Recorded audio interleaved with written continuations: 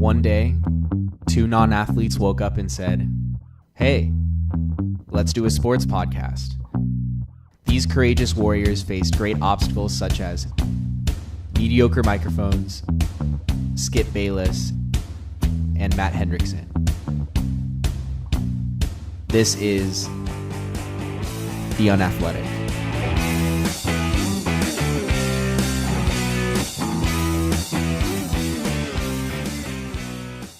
Welcome back, everyone. Welcome to this edition of the, not the Comeback Kid. I almost said it. This is the first ever edition of The Unathletic, right, Nate? Oh my goodness. We're back. How does it feel, Nate? How's it feel to be back? Oh, it feels great. I'm so happy to be back. Yeah, we're unchained by the forces which withheld us in over the previous months, and we have gone through a very arduous journey over the past, in the words of our prior intro, arduous journey to get this podcast back up and running for you loyal listeners at home. And yeah, I'm really excited to be back, and it's the start of a new era here for the Comeback Kid, or what was formerly the Comeback Kid. So I'm going to try to keep up with me here as I try to explain the changes that are going to be made about the show.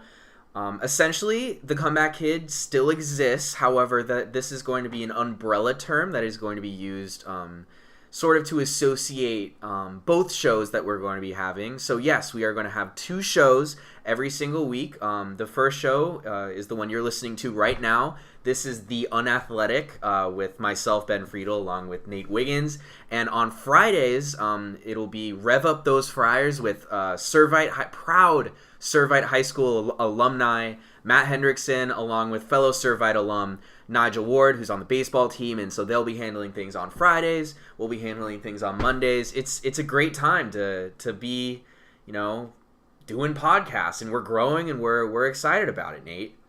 Yeah, and we're committed to bringing you the best content, and so now you don't get the best content just once a week. You get the best content twice a week, and last time I checked, 2 is better than 1. Yes, right, two is better than 1, and we're excited. We don't have as many restraints as we had before, so you may hear us slip some sort of explicit word here and there, but you know what? Just don't be afraid for us to get pulled off the air, because we are in charge of all the content that we are producing, and we have as much intellectual freedom as we've ever had. I just want to apologize to my parents in advance if I do accidentally swear on this show. Yes, Nate's parents are very loyal listeners to what is now The Unathletic, episode 1, and we're excited about it. So I would say that this show's mission is essentially very similar to what the Comeback Kid was.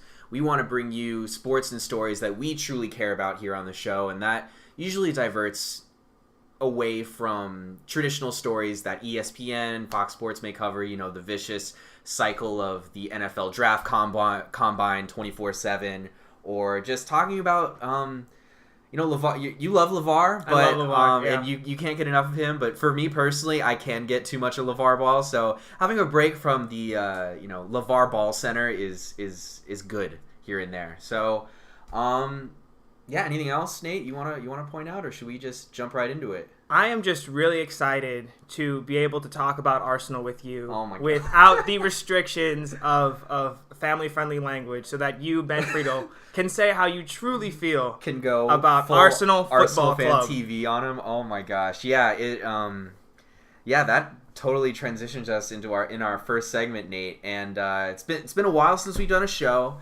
and I would say the last time we did a show was mid-January, and this was before the vicious cycle repeated itself of Arsenal. And we were discussing this when we were prepping. Like, I don't think I can even introduce this segment without getting just so angry. So Nate, can you let our listeners know what's been going on with Arsenal Football Club? Yes, well, Arsenal, they're in free fall right now. They have lost 4 in a row, including back-to-back 3-0 defeats to Manchester City, one of which was in the Carabao.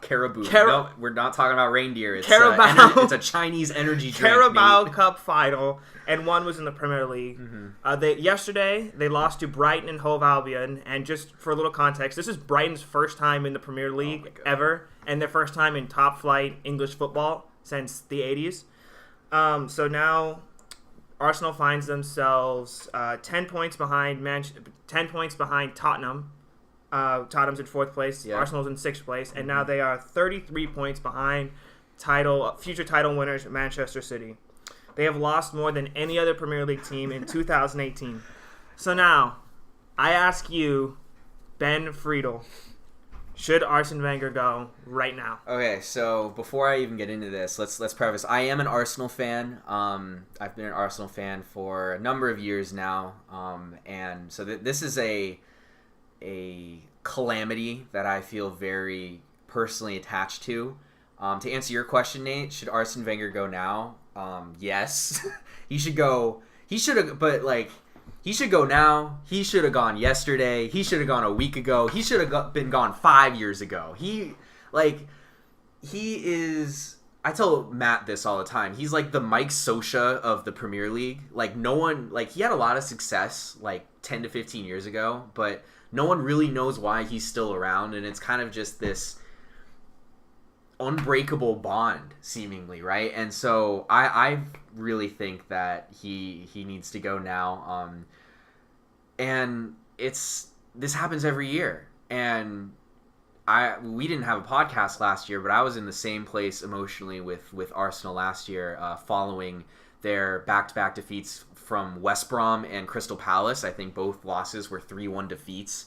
And that caused Arsenal to pretty much fall out of contention last year for the title. And it's not like this is anything new with Arsenal. And amazingly enough, Arsene Wenger willed the team to win the FA Cup last year, earning him a 2-year extension. And it's as if he like manages only when his job is on the line. And we saw that last year, and it earned him even more security. And it's just, I think it comes down to the spineless board of directors at Arsenal Football Club. We have Stan Kroenke, American guy, Stan Kroenke. He's the owner of the now Los Angeles Rams. He moved the St. Louis Rams to LA somewhat heartlessly. He owns the Colorado Avalanche, one of the NHL's worst performing franchises in history. I don't think even arguably, he is the worst owner in sports across the board. And I don't know, man. As a former Charger fan, Dean Spanos is pretty bad. Him and Dean Spanos are, I think, the power couple for just terrible sports owners. And it's just over and over again. This guy will not give the team the resources that Arsenal needs in order to succeed. With that being said, again, 10 years ago, I think, is when Arsene Wenger should have gone. That's when their real trophy drought started. There was a time between, I believe it was 2008 and 2012 or 13, where Arsenal was a trophyless club. They didn't win a single domestic league. They were qualifying for Champions League every year, but they obviously didn't have good enough sides to win that. And so I think that would have been the time to get rid of him. But now it's almost as if the board feels like it's at the point of no return, and this guy, he's a club legend. It would be awful to just sack him right now. So, long story short, Nate, I know that was a very befuddled answer, but I'm emotional about this, and it does upset me that this guy is preventing this club, because objectively on the field, you have to agree with me, Nate, that player for player, this is a good side. They have so much talent. They have World Cup winners. They have world-class players, and so it's just mind-boggling to me that they just cannot seem to get it together. Mm-hmm. And I've heard discussions about letting him stay through the season, even from the fans that want him out. They're saying that, okay, this team doesn't have any chance of qualifying for Champions League. Apparently, we've already qualified for the Europa League by finishing runners-up in the Carabao Cup to Manchester City. And so there's really nothing left to play for in this season. So some of these fans just figure that, okay, this guy's been here for so long, let's give him the respect that he deserves to finish out the season.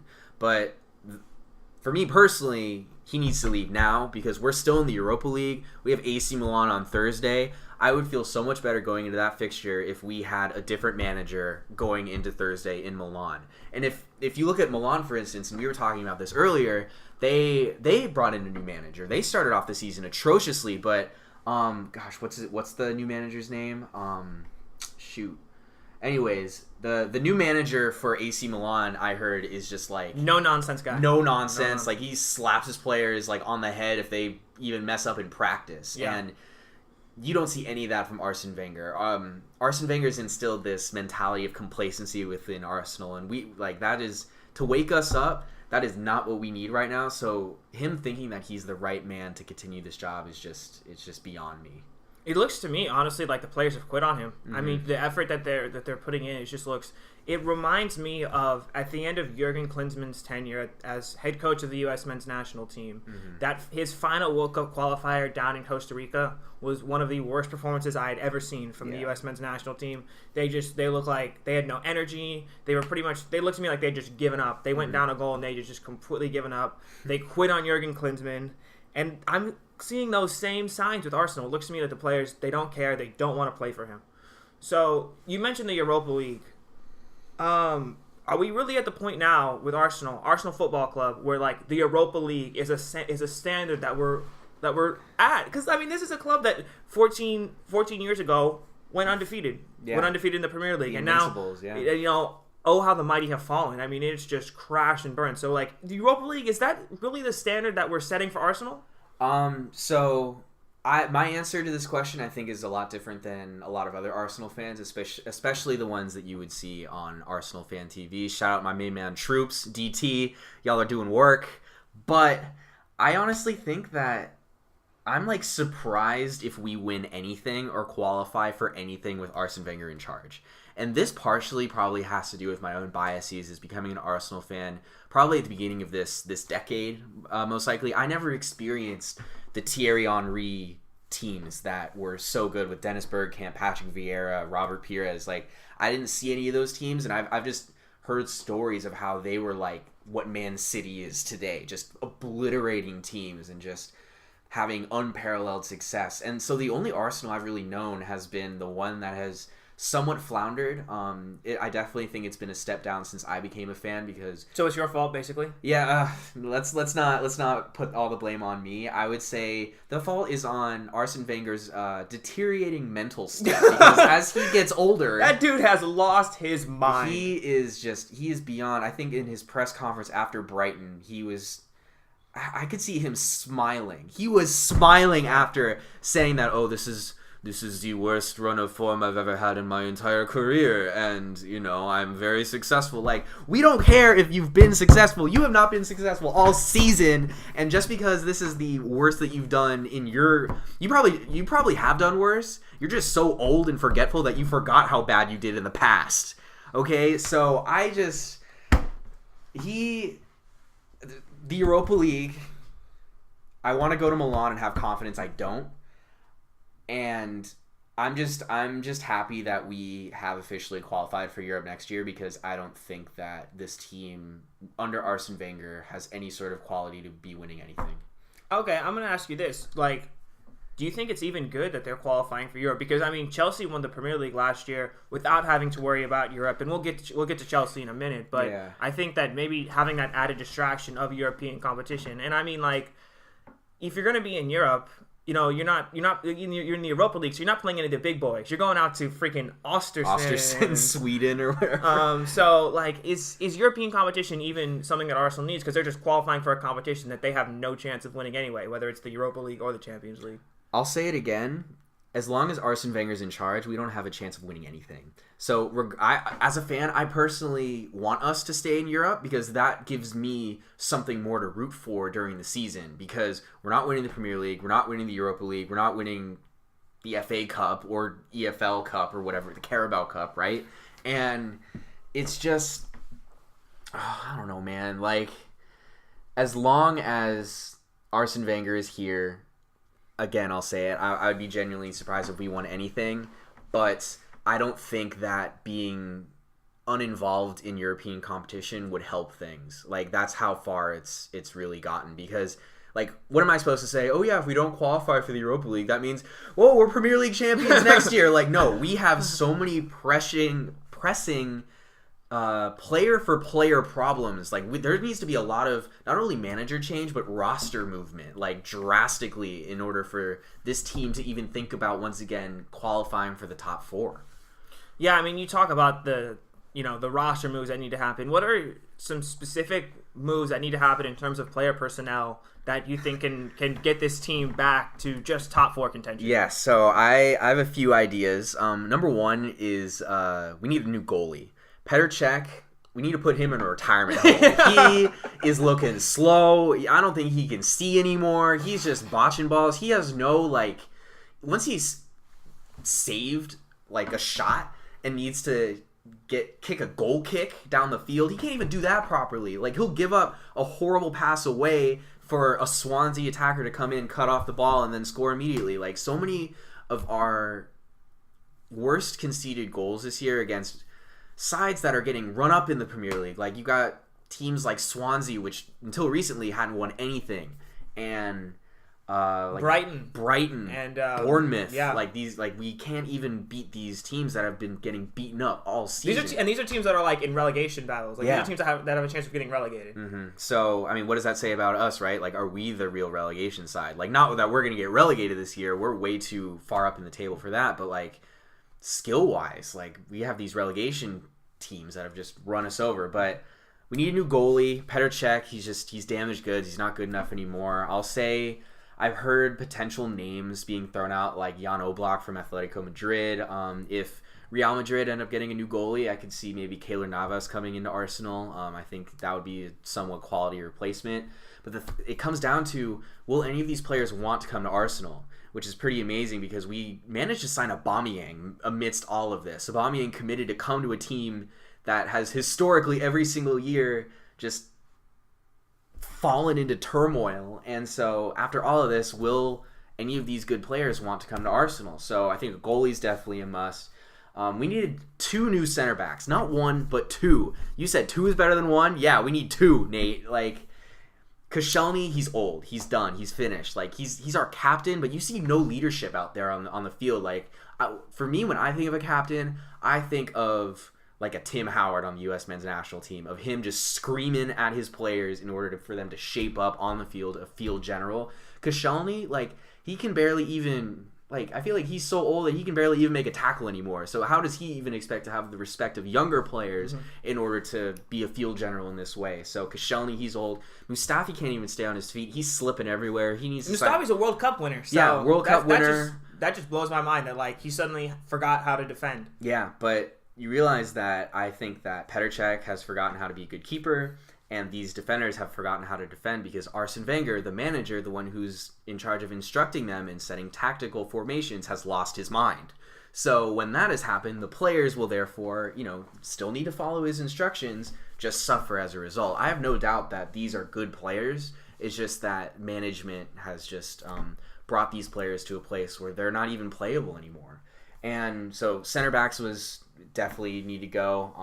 I don't really have any names for who the heck could replace our center backs. I know Johnny Evans was a rumored name during the January transfer window. He's kind of older, but literally just any warm body.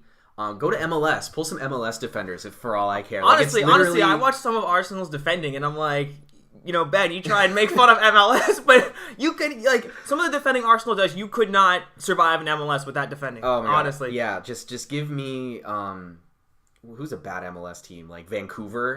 Vancouver's back line. Like, I'll literally take that over Arsenal's back line at the moment. And then a right back, Hector Bellerin, I think has placed, he might be forcing a move. I know that's like pure speculation, but he's a Spanish guy, so he might be looking to go back to Spain or play in a different league because he went to and spoke at some Oxford University conference and was asked about what makes a true fan, and specifically called out ArsenalfanTV for their constant criticism of player performances, to which Hector Bellerin replied, if you're a true fan, you shouldn't be criticizing players. You should be backing them no matter what, which I can somewhat understand that logic, but if you're like a true diehard fan, I think you have enough acumen to the sport to know what players are tactically doing wrong and therefore need to call you out on your BS because what other way is the team going to get better? And I think just looking at Bellerin's comments, I think that true fans, and I don't like to use the term true fans, but I think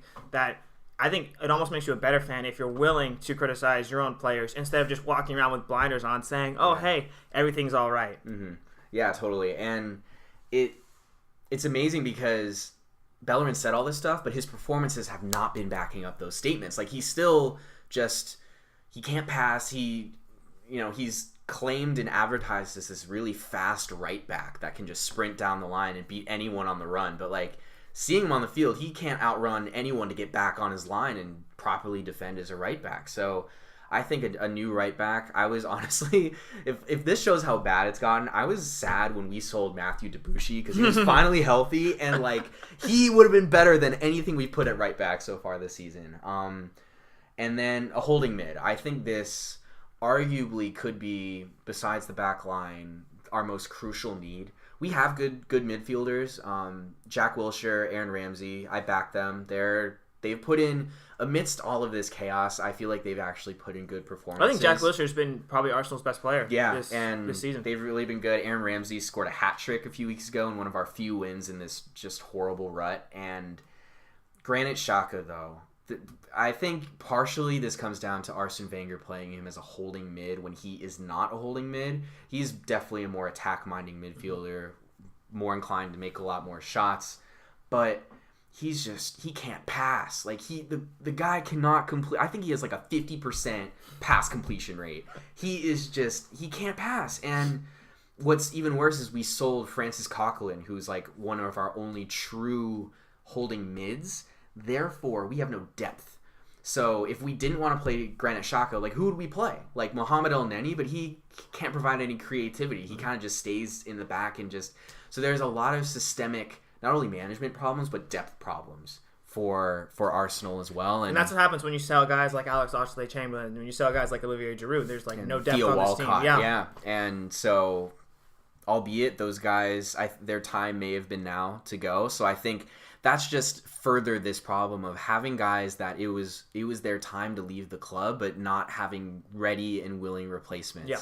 Like, I'm not saying that we shouldn't have gotten Aubameyang, but we already had Lacazette, and if you had held on to Giroud and you still have Welbeck, might as well have used that money on Aubameyang to solve all these dilemmas. Get like two like pretty good center backs and a holding mid. You could have gotten 3 or 4 players for the amount of money we spent on Aubameyang.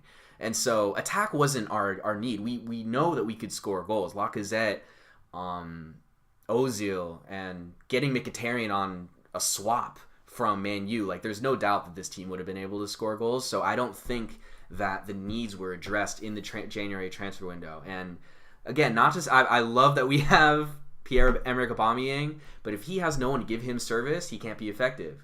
So I don't know, man. I've been talking a lot.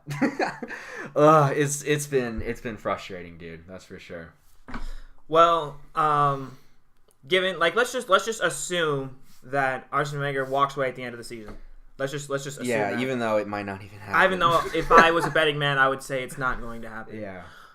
Who are some potential replacements? I know yesterday we were talking about former Bayern manager Carlo Ancelotti, who is actually in London, right? He's like living in London, like watching Arsenal. I'll give you my take on Ancelotti. So Ancelotti got fired from a Bayern Munich team that they weren't in first at the time. I think they were in second. They were 5 points behind Dortmund when he got fired. But like, it was really early on in the season. Then they sacked him. It would be kind of nice if Arsenal may have had that mentality in terms of like getting rid of managers when you know something's clearly going wrong. But beyond that, I heard Bayern players were like holding their own practices because they just didn't agree. They revolted against him. They revolted against him. I don't want that kind of poison coming into Arsenal. Like, I don't think that would help the team. You need a no-nonsense guy. And not to say that Ancelotti, probably maybe he learned from his mistakes and would come into Arsenal with a new mindset. I mean, he's been a successful manager at Real Madrid, has managed at some of the biggest clubs in the world, and so if Arsenal want to get back to that big club mentality, might as well have a guy who's been in those situations. But then again, with this recent history with Bayern, I don't know, man. I don't know. Who do you see potentially coming in to replace Wenger, if at all, if it happens? You know? I think a great choice would be Thomas Tuchel, former Dortmund manager, who actually he's a no nonsense guy, and the reason he actually got fired at Dortmund was because he got into a disagreement with the board after UEFA said that Dortmund had to play their Champions League game the day after the bus bombing. Yeah. So he actually got fired because he was really upset with the board because of that. But he's a no-nonsense guy. He was a tremendous manager at Dortmund. Under his reign, in 2 years, they didn't lose a single league game at home. So I think he would be a perfect choice to come in and straighten these guys out and tell them, hey, and he'll say, hey, you know what? If you're messing around, just we'll sell you. So I think he would be a perfect choice for Arsenal Football Club. Yeah, definitely. I think some other opportunities could potentially be. I've heard that Arsenal may be looking to bring in former legends of the club to manage. I think that would be a good PR move, at least, like as a successor for Arsene Wenger, like get a player who played under him to maybe honor him in that way. I mean, I don't think he even deserves any of that anymore, honestly, but I think the board's at that place where they might want to do that. So yeah, I think it's reasonable to take these kind of candidates seriously. This could be players like Patrick Vieira, current manager of NYCFC in the MLS. He's been honing his craft and building up his managerial experience there. But as you said, he hasn't won anything in MLS. Yeah, I don't really see that happening. Yeah, because like if he hasn't been successful in MLS, like who's to say he would be successful in the Premier League? With that being said, though, he could be a good potential. Like if they were to sack him right now, today, he could be a good replacement sort of interim manager from them. I don't know if he would want to leave that with MLS season just getting underway right now. But that would be interesting. And then I've heard Thierry Henry's name. I think Thierry Henry would be a better choice than Patrick Vieira. Yeah, why is that? Well, I think that, again, I just don't see Vieira leaving NYCFC. And, Thierry Henry may not have the same managerial experience that Vieira does. But I think if you're looking at it just from a logistical point of view and saying who would be more likely to come to Arsenal and be the manager, maybe even on an interim basis until the end of the season, I think just Thierry Henry makes more sense. Yeah, and I would love to see Thierry. Definitely a no-nonsense. Like, he knows the club's history and knows what this club should be doing in terms of putting in quality performances every week, competing with the big boys. And, right now I think it's just unequivocally clear that change needs to happen, and it's whether or not the Arsenal board wants to grow a pair and, just finally act. I heard Stan Kroenke sent his son to do his dirty work with that, and we won't even get into that and how bad that is, but it's a mess, and this is going to take, even if Arsene Wenger leaves, this is going to take a few transfer windows in order to solve the dilemmas that are going on here at Arsenal. But I think that's enough about me getting sad and depressed, and I think it's now a time to get a little happier, because a team that we both dislike to some extent, Chelsea FC, with all of the struggles that Arsenal have been going through, Chelsea have sort of flown under the radar with how terrible they've been. And we were talking with, right before we went on air, with your roommate Josh, and he told us that Eden Hazard had some choice words to say for Antonio Conte. Do you want to recap to our listeners what was said in that regard? Yeah, so basically on Sunday, Chelsea played a 1-0 loss against Manchester City, and they looked absolutely terrible. They weren't going forward. No shots on goal. No shots on goal. It was like they tried to park the bus, sort of like how Man United parks the bus, but they even failed parking the bus because they gave up a goal. Like, it was so bad. But Eden Hazard said, it was basically like we were running around but not playing soccer. We were just running around, pretty much doing nothing, running around like a chicken with their head cut off. Those aren't his words. Those are my, just kind of paraphrasing here. But Chelsea, they've been in absolute crisis mode. They have 2 wins since the start of 2018. They've lost to Watford, Bournemouth, Man United, and Manchester City. And next week they have to go to Barcelona to play out the second leg of their round of 16 Champions League match. So I mean, I think their top 4 hopes are done. Yeah, Nate. And you mentioned their top 4 hopes are done. It looks like they have to go to the new camp in Barcelona and beat Barcelona away, and they're on great form. Messi's, in the free kick form of his life. Oh my gosh, that free kick yesterday was just that was his 600th career goal for club and country. Yeah. We are not worthy. Exactly. So going up against an on-fire Messi and just everything going on with how poorly Chelsea have been playing, not the best situation to be walking into. So, Nate, I'm going to ask you, have they've fallen from, like, how has this happened? They've fallen from winning the Premier League last year to crashing out of the Champions League and then also falling out of the top four. Yeah, so I think there's a couple issues going on here. I think number one, last year they did not have to focus on European competition. This year they did, and I think that that's taken a toll on them because of their lack of depth, which is in part due to questionable decisions made by manager Antonio Conte. He sold off Diego Costa, which, I mean, we've talked about that on the show before, and that's, I think, was a huge mistake. They sold off Michy Batshuayi to Dortmund, who's absolutely tearing it up in the Bundesliga right now. Love it. And he also, until recently, was not playing Willian. And I think, seeing the way that Willian's played over the past month, I mean, scored against Barcelona, scored against Manchester United. And it's like, why haven't you been playing this guy? So, and then I think that, as simple as it sounds, they just can't score goals. I mean, Morata has zero confidence right now. And for some reason, Antonio Conte is dead set on playing Hazard through the middle, which these are the games where they played Hazard through the middle. Lost to Watford, the loss to Bournemouth, the loss yesterday. I don't understand why he keeps wanting to play Hazard through the middle. It makes no sense. The definition of insanity is to do the same thing over and over again and expect different results. And by that definition, Antonio Conte is insane. Falls into the same camp as Arsene Wenger in that regard, just in being super stubborn. And it's telling that Eden Hazard was the one who said these comments of, it feels like we're just running around and not even playing soccer. And he's the one that's getting moved out of position too. Yeah, exactly. And just he's even openly expressed that, like, I don't know what's going on with this formation, and I don't know why we've changed things. So and when he came off on Sunday, he didn't even acknowledge Antonio Conte. He just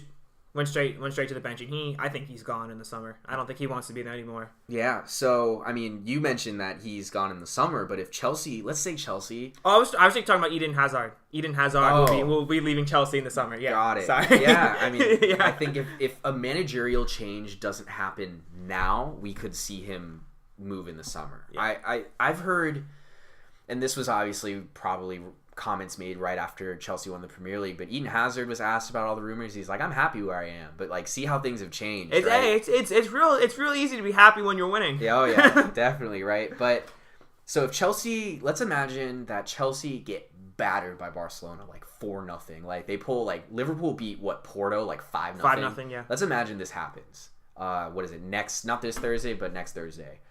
Does Antonio Conte get sacked right after that game?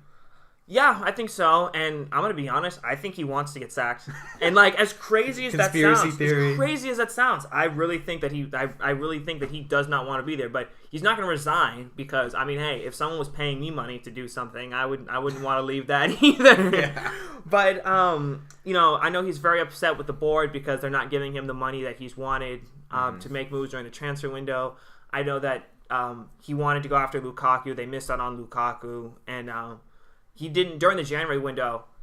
He wanted to go after some other strikers who, but they ended up with Olivier Giroud, and I don't think he wanted Giroud at all because he hasn't been playing Giroud. And normally, if you go after a guy and you actually want them, as soon as that guy comes in, you're going to be playing him. Yeah. And Giroud hasn't been playing, so I think that the writing is definitely on the wall for Antonio Conte. I think I'll be surprised if he's 2 weeks from now he's still the manager at Chelsea. And yeah, how the mighty have fallen. Last season, raising the trophy, us going to Shakespeare's here in San Diego, and all those diehard Chelsea fans who were just loving Antonio Conte last season, and they were singing his name.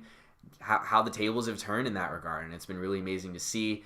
I think the last thing I'll say about Antonio Conte, the writing on the wall for me was when Peter Crouch was rumored to transfer to Chelsea, because when you're thinking about signing a 37-year-old striker well beyond his prime years, when you have Michy Batshuayi off the bench for you already and just stubbornly refuse to play him and refuse to change, like you said, it's a recipe for disaster. So Antonio Conte, pack your bags, you're getting sacked. You heard it here first on the Comeback Kid. He's done. And I think that leads us into talking about Champions League, and Chelsea's match against Barcelona could be his very last as a manager for Chelsea, and it could be that Champions League match. But let's look ahead at some other Champions League matches that catch our eye here. So Nate, what I know you'll be watching all the matches most likely, but which ones are you especially paying close attention to in this round? Well, I'm really going to be paying attention to tomorrow, Paris Saint-Germain versus Real Madrid, and then on Wednesday, Spurs versus Juventus.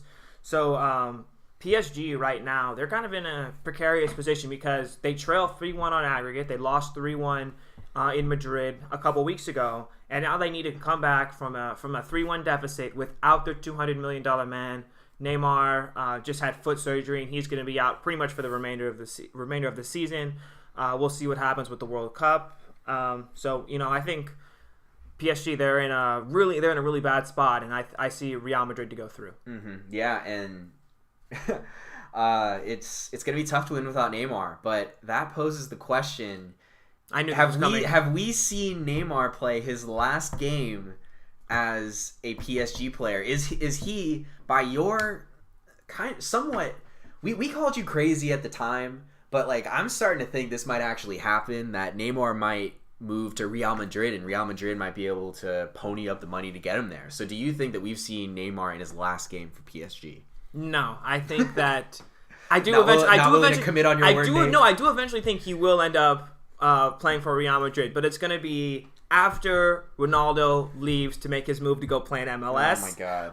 Or until Real offers PSG $300 million. But I think it's sooner rather than later. I mean, we were talking on the phone yesterday about the Ronaldo and MLS thing, and I think that could be a thing in the next 5 years, which remains to be seen. But yeah, I think Neymar will eventually be playing for Real Madrid, but no, I think he'll still next season he'll be playing with Paris Saint-Germain. Yeah, and with how poorly Real have done in the league, we could see them spending $300 million this offseason.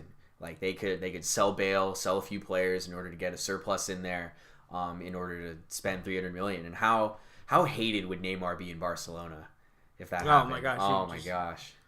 Burning jerseys. Oh yeah, I mean if they've already not been burned, right? Yeah, definitely. Like he would be the mortal nemesis going in. Like move over Ronaldo, Neymar would be the next guy. That is for sure. So yeah, that wraps up our soccer discussion. We had a lot to catch up on since we haven't had a show in a really long time, but Arsenal, I really hope that you guys turn it around. In the words of Troops, pray for Arsenal. Yep, in the words of Troops. We're not going to bring out any banners, but let's just thoughts and prayers, guys. Thoughts and prayers.